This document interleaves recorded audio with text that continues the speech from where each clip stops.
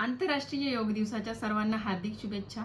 सध्या योगा करण्याचा ट्रेंड आहे. आपण वेगवेगळ्या प्रकारचे योगा करतो, ऑनलाईन करतो, ऑफलाईन करतो. स्ट्रेस रिलिव्हिंग योगा अवेलेबल आहे. ओल्ड एजसाठी वेगळा योगा असतो.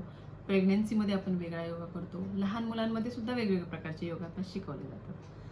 तर हा जो योगाभ्यास आहे हे करण्याची काय आवश्यकता आहे किंवा ह्याचे काय फायदे आहेत? योग केल्यामुळे आपल्याला फिजिकल फिटनेस मिळते.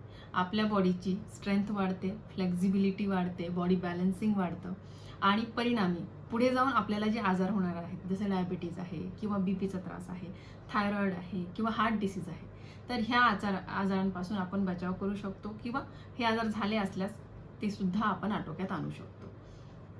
मेंटल वेलबिंग म्हणजे मानसिक स्वास्थ्यासाठी सुद्धा योगाभ्यास अतिशय उपयुक्त आहे. योगामध्ये जे काही वेगवेगळे प्राणायाम शिकवले जातात, ब्रीदिंग टेक्निक्स यूज केल्या जातात, त्यामुळे आपल्याला मेंटल रिलॅक्सेशन मिळते, अँझायटी कमी होते, डिप्रेशनसारखे आजारसुद्धा कमी होऊ शकतात. आपली जी झोप आहे ती सुद्धा योगामुळे इम्प्रूव्ह होऊ शकते.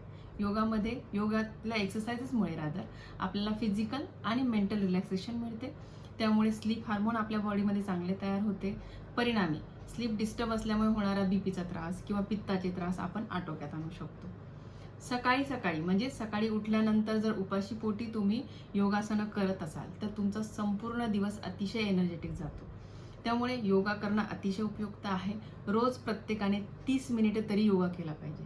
एक महत्त्वाची टीप, ज्यांना PCOD आहे, थायरॉइड आहे, वजन कमी करायचं आहे, त्यांनी रोज 12 सूर्यनमस्कार घालावे.